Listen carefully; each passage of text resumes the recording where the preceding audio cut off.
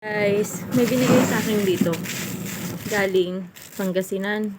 Nakalimutan ko ano yung tawag. Tupi? Lubi? Basta parang something sounds na gano'n. So, nilalagay daw to sa sinigang.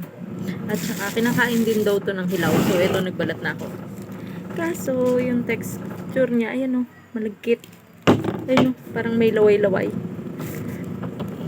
So, titikman lang natin kung ano yung lasa niya.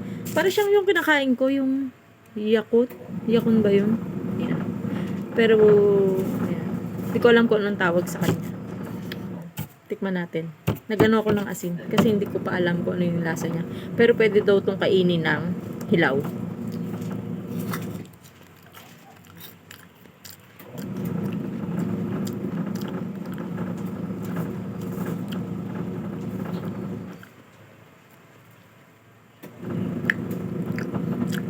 May pagkalasang singkamas siya kaso malagkit. Yung parang may laway-laway. Para siyang okra sa bibig habang kinakagat mo.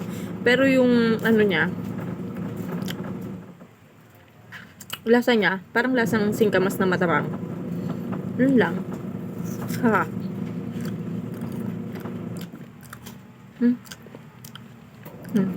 Sa hindi kumakain ng okra, huwag nyo na itry. Sobrang mas malaway pa siya sa okra.